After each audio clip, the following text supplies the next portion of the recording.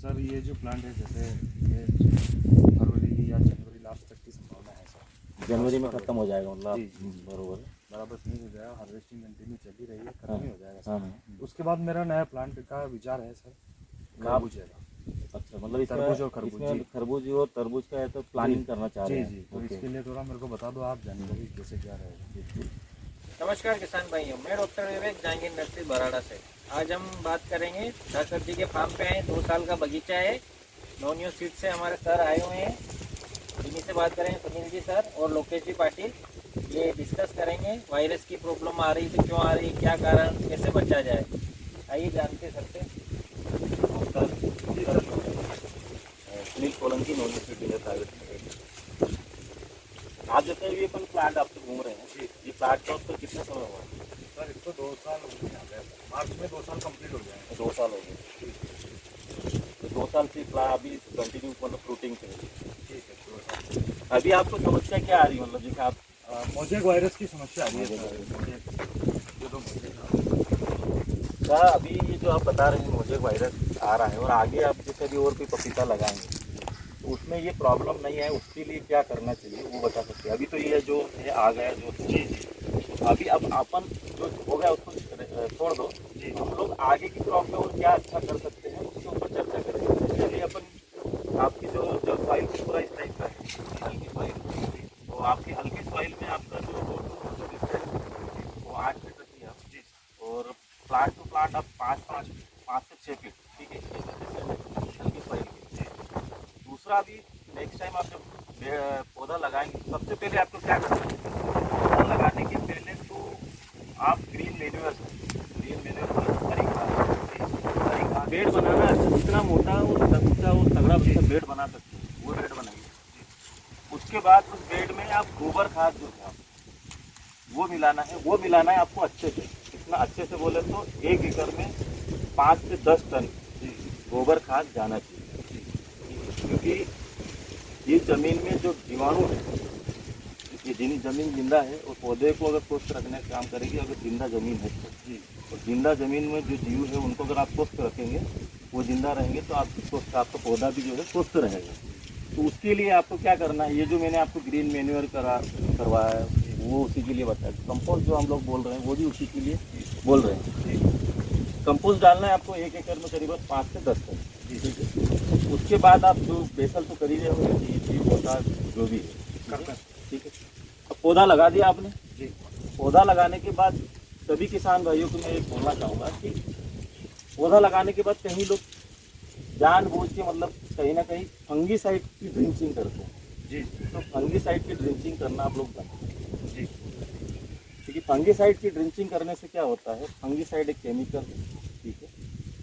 आपकी ज़मीन में आप जब पौधे को डालने जाते हैं, फंगीसाइड जब डालते हैं तो क्या करता है, जितने भी उस ज़मीन में दोनों तरह के बैक्टीरिया हैं, लाभदायक बैक्टीरिया भी है और हानिकारक बैक्टीरिया जी जी। बाकी हमारे को जो लाभदायक बैक्टीरिया है वो ज़्यादा चाहिए, उनको बचाना है, ठीक है, और हानिकारक को मारना है। उसका भी उपाय मैं बताऊँगा।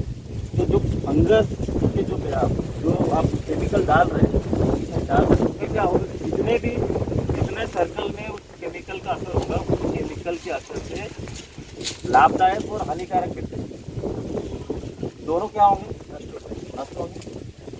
आप उनको बढ़ाने के लिए तो कुछ कर नहीं रहे, दूसरा आप क्या कर रहे हैं, उनको मार रहे। तो सबसे पहले क्या करना है, आप लोगों को फंगीसाइड की ड्रिंचिंग करना बंद कर दो। अब आप ये बोलेंगे सर प्रॉब्लम आती है, डंपिंग आप आती है, पौधा लटकता है, मरता है, ये वाली प्रॉब्लम आती है। तो उसके लिए आप क्या कर सकते हैं, बायोलॉजिकल तरीके से आप उससे लगा सकते हैं। बायोलॉजिकल तरीके से बोले तो ट्राइकोडर्मा है, सुडोमोनास है, ठीक है, एजोटोबैक्टर, इस टाइप से आप लोग जो है जो फर्स्ट काम करते हैं, आप जिस दिन पौधा लगाते हैं उसके बाद एक कदम खा लो कि हमें केमिकल फंगीसाइड की कोई ड्रिंचिंग नहीं करना, ये हो गया। उसके बाद पपीते को मैंने देखा कई किसान भाई क्या करते हैं, इसको एक जंगली पौधा समझ के लगा के छोड़ देते हैं, ठीक है, इसकी कोई केयर नहीं। केयर बोले तो खाद डाल के आ जाओ और कुछ नहीं करना है, ठीक है। यार 15 दिन में मिक्स माइक्रोन्यूट्रिएंट स्प्रे करिए, और समय समय पे जैसे आजू बाजू कोई क्रॉप लगी है तो इंसेक्ट से बचने के लिए आप या क्रॉप गार्ड वगैरह जो आते हैं स्टिकर, वो लगा सकते हैं बचाने के लिए। दूसरा केमिकल मतलब इंसेक्टिसाइड का आप स्प्रे भी इसमें कर सकते हैं। ज़्यादातर आपने गर्मियों में देखा होगा कि लीफ कर्ल वायरस आता है, बराबर आता है सर। आता है। वो वायरस आने का कारण क्या है पता है क्या? वो वायरस जो है लीफ कर्ल वायरस जो है वाइट फ्लाई के कारण, ठीक है। उस समय क्रॉप होती नहीं है, उस समय जो क्रॉप रहती है वो पपीते में वो जल्दी दिखता है, वो जो वाइट फ्लाई है उसमें फैलाने का काम करता है। तो अब उस समय अगर आप केमिकल का स्प्रे करेंगे तो क्या होगा, वाइट फ्लाई को कंट्रोल रखेंगे तो लीफ कर्ल वायरस नहीं आएगा। मिक्स माइक्रोन्यूट्रिएंट इसमें कंपलसरी आपको करना है। तो ये जो आप समस्या देख रहे हैं, जो वायरस का जो प्रॉब्लम है, या फिर बोलते हैं कि बारिश में जो है लीव्स गिरने लग जाती है, ठीक है। आप बोलते हैं ना, कई बार मैंने देखा कि पत्ते पीले होती है, तभी रीज़न है। और ज़्यादा बारिश होती नहीं होती सर, फल भी गिरने लगता है। गिरेगा। उस समय क्या होता है कि जमीन में आपने जो खाद दिया है उसका खाद नीचे चलेगा, रह जाता है। उस समय पौधे को न्यूट्रिएंट्स मतलब उसको जो चीज़ें चाहिए रहती है खड़े रहने के लिए, वो चीज़ें उसके पास कम रहती है। तो वो क्या करेगा, कहीं ना कहीं असर दिखाएगा कि यहाँ पर अपने लीव्स गिरा के आपको संकेत कैसे देगा, वो आपको बताना चाह रहा है कि भाई मैं दिक्कत में हूँ। वो अपनी लीव्स गिराता है जब फल गिराएगा, तो भाई मैं दिक्कत में, तो मुझे कुछ करो मेरे लिए। उस समय आपको क्या करना चाहिए, जैसे अगर ज़्यादा बारिश कंटिन्यू बारिश हो रही ना, तो उस समय आप लोग क्या कर सकते हैं, अमोनियम सल्फेट आता है, आप अमोनियम सल्फेट सर ये जो प्लान है जैसे ये फरवरी या जनवरी लास्ट तक की संभावना है सर। जनवरी में खत्म हो जाएगा, मतलब जी। बरोबर। बराबर फिनिश हो जाएगा, हार्वेस्टिंग कंटिन्यू चल ही रही है, खत्म ही हो जाएगा हाँ, सर। उसके बाद मेरा नया प्लांट का विचार है सर, खरबूज है। अच्छा, मतलब तरबूज और खरबूज, इसमें जी। खरबूज और तरबूज का है तो प्लानिंग करना चाह रहे जी हैं। जी, तो ओके। इसके लिए थोड़ा मेरे को बता दो आप, जानकारी कैसे क्या रहेगा। इसमें जैसे तरबूज की अगर आप प्लानिंग करेंगे ना, तरबूज में क्या कर सकते हैं, जैसे आप इसको ख़त्म कर दिए, जो मैंने चीज़ें पपीते में कुछ शुरुआती में बताया, जैसे खेत बनाना है, खेत बनाने के लिए आपको कंपोस्ट अच्छे से डालना है, तकरीबन 5 टन प्रति एकड़ के हिसाब से डालना है। दूसरा बेड बनाना है, तो बेड अपन को तरबूज में जो बेड बनेंगे वो 5 फीट 5 बाई 5 पे बनेगा, मतलब बेड टू बेड की दूरी जो रहेगी वो 5 फीट रहेगी। जैसे आपकी पपीता में 8 से 8 फीट का लाइन से लाइन की दूरी, तरबूज में 5 से 5 फीट बनेगा, ठीक है। लाइन से लाइन की दूरी 5 फीट रहेगी। उसमें आपको DAP वगैरह पोटास करके आप उसमें बेसल जो करेंगे, मैं बता दूंगा आपको, वो करके मल्चिंग से करना है वो सिस्टम पर। और पौध जो है ठंडी, उस समय आपके जनवरी में जो ठंडी रहती है, तो आप क्या करें, लगाने से 10-15 दिन पहले ही जो है पौध तैयार करवाने के लिए रख दे या तैयार कर ले, ठीक है।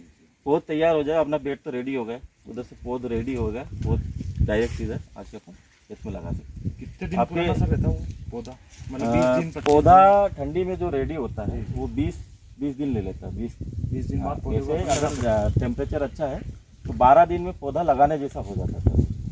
तरबूज या खरबूज का जो पौधा है 12 से 15 दिन में लगाने जैसा हो जाता है।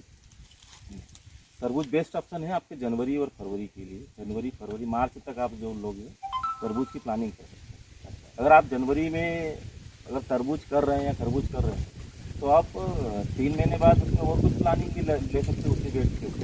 उसी बेड के ऊपर पर उसी खर्चे में मतलब वापस पपीते का प्लान शुरू कर सकते हैं। पपीता कर सकते हैं। पपीता वैसे नहीं बोलूँगा मैं, क्योंकि क्रॉप रोटेशन होना बहुत ज़रूरी है। क्रॉप रोटेशन, एक ही क्रॉप अगर एक ही फील्ड में बार बार लगती रहती है तो समस्याएँ कहीं नहीं आती है। तो तरबूज के बाद आप बीट्स कर सकते हैं बराबर उसी बेड के ऊपर, या फिर टमाटर कर सकते हैं, फिर खीरा कर सकते हैं। तो बेस्ट रहेगा आप अभी जो तरबूज करेंगे वो अभी जनवरी फरवरी में तरबूज का प्लान करिए। तरबूज का एक और ये था सर कि जैसे जो हार्वेस्टिंग होती है वो सब मतलब 10 दिन के अंदर फिनिश हो जाती है, कंप्लीट कर लेते हैं अपन उसको। हाँ, वो आप एक साथ हार्वेस्ट भी कर सकते हैं। बिल्कुल बिल्कुल 8 से 10 दिन में जो है। कितना क्या रहेगा सर उसका, मतलब एक्सपेंसेस है, मतलब 1 एकड़ की बात करें अगर 1 एकड़ में अगर तरबूज की बात करें अपन तो मोटा मोटा जो खर्चा है 50 से लेके 60,000 रुपये एकड़ का खर्चा आता है तरबूज में। वेराइटी वाइज डिपेंड रहता है। जैसे हम लोग, हमारा जो एक वैरायटी है सरस्वती, एक विशाला, एक है आरोही, इन वेराइटियों को अगर आप करते हैं तो 60,000 के आसपास, 50 से 60,000 रुपये प्रति एकड़ का खर्चा आता है। तो उसके बाद यील्ड का है, तो यील्ड वाइज अगर बात करें तो 20 टन प्रति एकड़ उत्पादन, 20 टन बराबर 20 टन प्रति एकड़ आपका उत्पादन आता है। ये जो वैरायटियाँ मैंने बताई है, ये वैरायटियाँ ऐसी वैरायटियाँ हैं कि मार्केट में आपको अन्य वैरायटियों से करीबन 5 से 10 रुपये आपको महंगी भी हाँ, उसका रीज़न ये है कि टेस्ट है, वैरायटियाँ जो है उसका टेस्ट अच्छा है। तो टेस्ट क्या, आज आप मार्केट में कुछ फ्रूट लेने जाते हैं तो आप किस चीज़ का पैसा देते हैं? आप चीज़ जो टेस्ट अच्छा होगा उसका पैसा देना पसंद करेंगे, ठीक है। तो इस वैरायटी को जो रेट मिलता है उसका रीज़न ये है कि उसमें टेस्ट है। सरस्वती अगर एक बार खा लिया कोई, तो सरस्वती, विशाला, कोई ये अगर एक बार खा लिया अच्छा तो आप डबल से उसको लेके जाएंगे। तो इस टाइप का प्रोडक्ट है। दूसरा जो सरस्वती है वो ग्रीन आता है बाहर से, अंदर से लाल है, इसमें गुदा ज़्यादा है, मांस ज़्यादा है, छिलका पतला है। मतलब हम लोग जो चीज़ का पैसा दे रहे हैं, मतलब खाने का पैसा दे रहे हैं, वो हम लोगों को पूरा मिल रहा है। अन्य वैरायटियों में क्या होता है, मोटा छिलका होता है, गुदा कम होता है, जी जी। ठीक है, बीज ज़्यादा होता है, अच्छा तो वो टेस्ट भी इतना अच्छा नहीं है। तो इसलिए मार्केट में इस वैरायटी को प्राइस ज़्यादा है। दूसरी वैरायटी जैसे विशाला है जी, तो विशाला बाहर से पी लिए, अंदर से लाए, तो एकदम अट्रैक्टिव है, एकदम नया है। अभी तक आपने तरबूज में देखा होगा, पट्टे वाला देखा होगा, काले वाला देखा होगा, बराबर। ठीक है। ये कुछ नया है, तो नए की ओर लोग ज़्यादा आकर्षित होते हैं, जी ठीक है। तो लोग उसको खरीदते हैं, महंगा भी खरीदने के लिए तैयार हो। टेस्ट है, कलर है, वैसे ही अगली कड़ी में अगर बढ़े तो हमारी एक जो वेराइटी और है आरोही, वो बाहर से काले टाइप का दिखता है, अंदर से पीला है। अच्छा हाँ, और टेस्ट की बात करें तो पाइनएप्पल फ्लेवर में, फ्लेवर भी थोड़ा चेंज है, मतलब तरबूजों में भी एक अलग अलग टाइप की वैरायटी लाती है। तो ये कंटिन्यू मतलब मार्केट में अलग अलग टाइप की वैरायटी बिक रही है और सबको रेट अच्छा मिलता है। तो 5 से 10 रुपये वैरायटी अन्य वैरायटी की तुलना में ज़्यादा मिलता है। जी। मेरा एक और सवाल था सर, जैसे 1 एकड़ में अपने को कितने पौधे लग जाएंगे सर? 1 एकड़ में जैसे अपन लाइन से लाइन 5 फीट हो गया, जी ठीक है, पौधे से पौधा अपना 1.25 फीट करना है। जी करीबन 1 एकड़ में आपको 6,500 से लेकर 7,000-7,500 तक के आसपास का पौधा लगेगा, पौध या बीज जो है इतना लगेगा। जी। और सर ये लगाने के बाद कितने दिन बाद वो फल देगा सर? मतलब कंप्लीट हो जाएगा अपना, फल पक जाएगा? जनरली जैसे आप जिस दिन बीज डालते हैं या पौधा लगाते हैं तो करीबन 30 दिन में वो फ्लावर निकाल देता है। तो फ्लावर निकलने के 4 से 5 दिन में फ्रूट सेट हो जाता है, ठीक है। और उसकी अगले उस दिन से 30 से 35 दिन जो रहते हैं उससे फ्रूट का डेवलपमेंट स्थिति रहती है। तो 30-35 दिन में अपना फ्रूट पूरा मेच्योर हो जाता है। मतलब कुल मिला के आपका 60 से लेके 70 दिन जी में फसल आपकी बाहर हो जाएगी। 90 दिन में पूरा सेटअप, हाँ, 90 कमा के भी निकल जाएंगे। हाँ, 80 दिन में आप पूरा अपने खेत से बराबर। इनकम ले चुके होंगे। जी जी। हाँ, आप अगली फसल में आप अच्छे से इन्वेस्टमेंट कर सकते हैं। तरबूज की फसल, तरबूज या खरबूज की फसल लगा के। ये आपने बहुत अच्छा बताया सर कि जो अपना बेड वगैरह सब बने रहेंगे। हाँ हाँ, तो दूसरी बार अपने को फिर ये 90 दिन का अपना प्रोडक्शन हुआ, उसके बाद अपन नया कुछ कर सकते हैं, नई उसी प्लानिंग में। कर सकते हैं। जी बिल्कुल बिल्कुल, बहुत अच्छा लगा सर। उसमें खर्चा भी कम होगा। बिल्कुल बिल्कुल।